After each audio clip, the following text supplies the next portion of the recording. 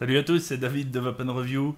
La vidéo d'aujourd'hui portera sur un atomiseur reconstructible, le Squape Reloaded, qui nous vient de chez nos amis suisses de Statqualm. Je l'ai acheté sur le site de Pipeline Store pour 135 €. Donc c'est un atomiseur en 22 mm de type bottom coil. Mais commençons tout de suite par la surprise de taille, l'énorme packaging. Alors voici la très grosse boîte qui contient donc le Squape. À l'intérieur donc on y trouve une notice en anglais et en allemand, une petite pochette avec une clé Allen, des joints vis de rechange, une pochette avec le plateau S, qui est donc le plateau fourni d'origine,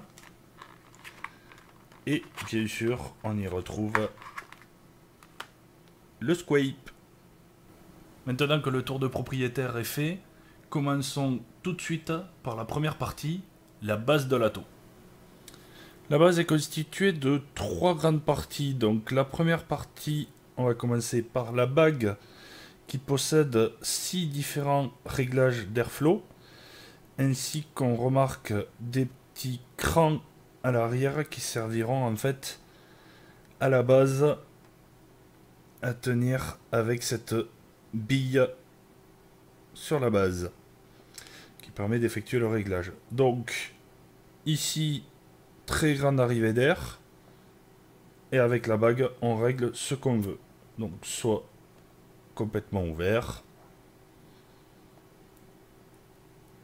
soit très fermé.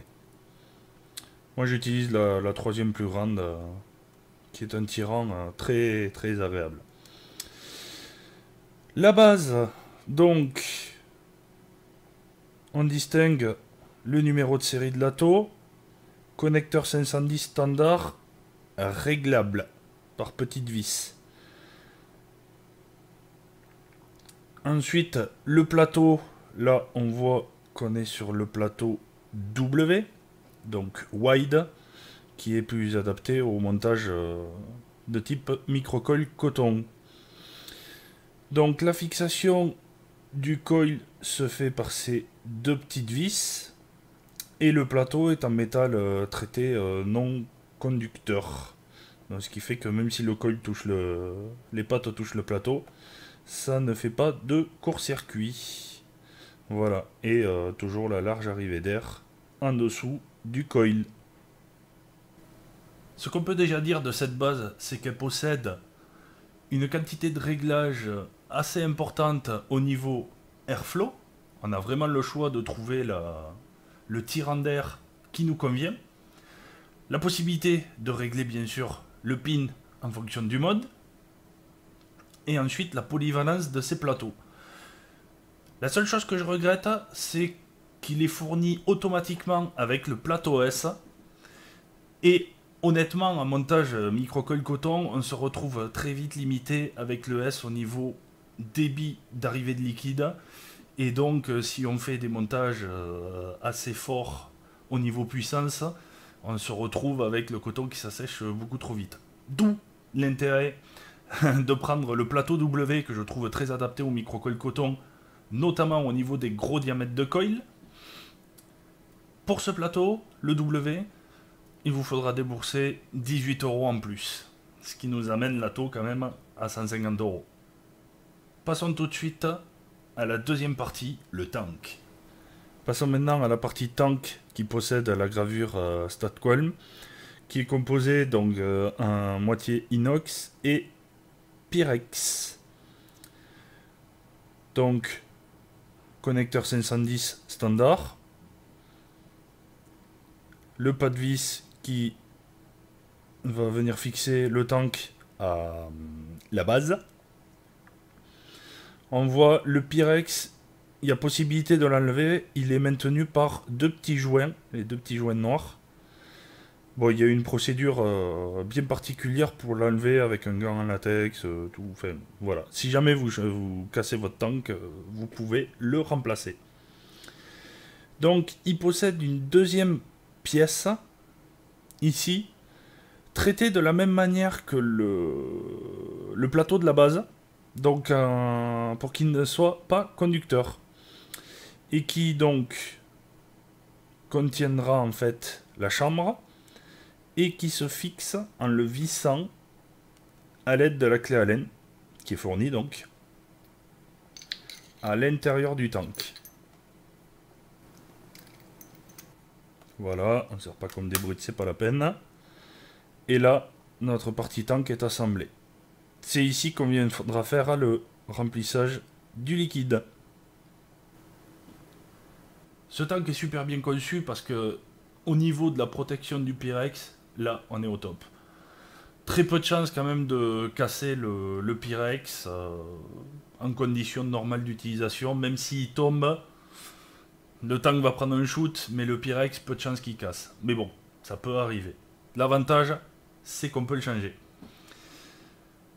Petit bémol pour ma part, concernant le niveau pratique du remplissage, parce qu'on a vu que l'espace entre le tank et la cloche est quand même assez étroit.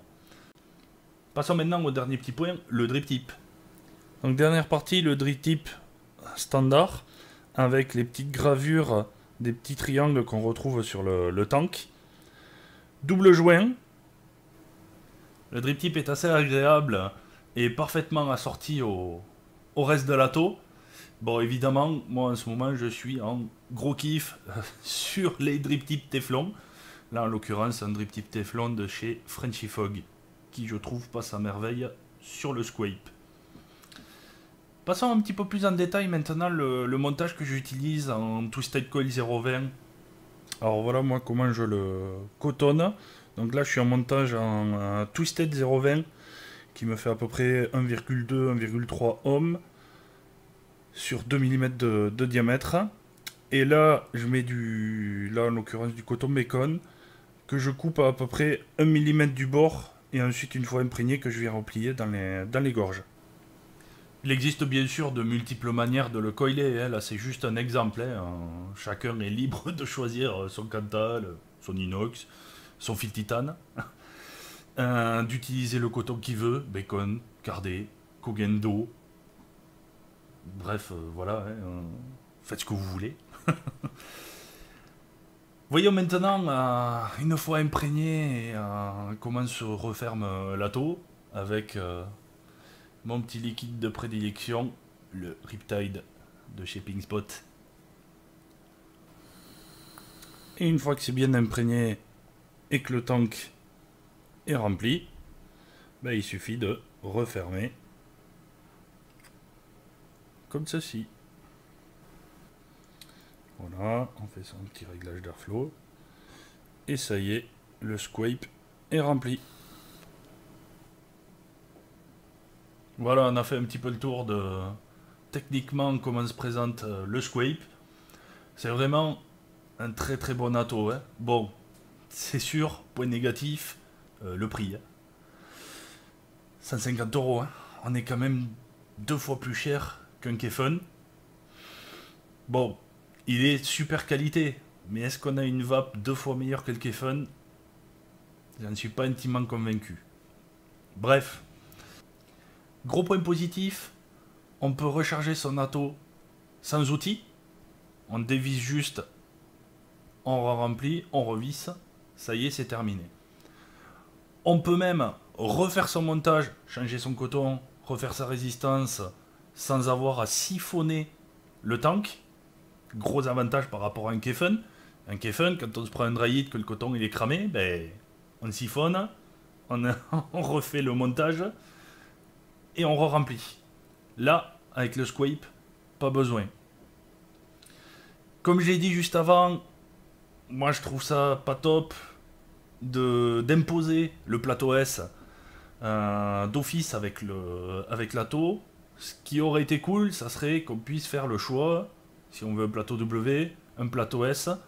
Il existe aussi le plateau curve qui est assez adapté au montage mèche, mais qui marche aussi très bien en coton. En fait, tous les plateaux peuvent marcher en microcolle coton, suivant comment on les utilise, ils sont plus ou moins adaptés.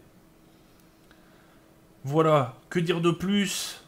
Ben, les Suisses, ils ont fait fort quand même, là, hein, sur le coup. Techniquement, le coup du plateau et de la cloche qui sont traités pour être isolés, si on a un brin du coil qui dépasse, on n'a pas de faux contact, donc pas de court-circuit. Ça, c'est vraiment très très bien, quoi. Sur ce, ben, je vais vous souhaiter une bonne grosse vape. Hein. D'ailleurs, je vais tirer une petite barre.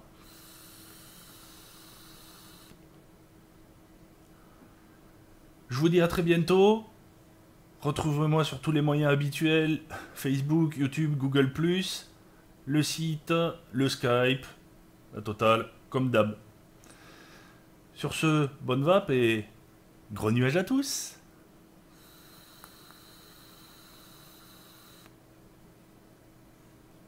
Ciao.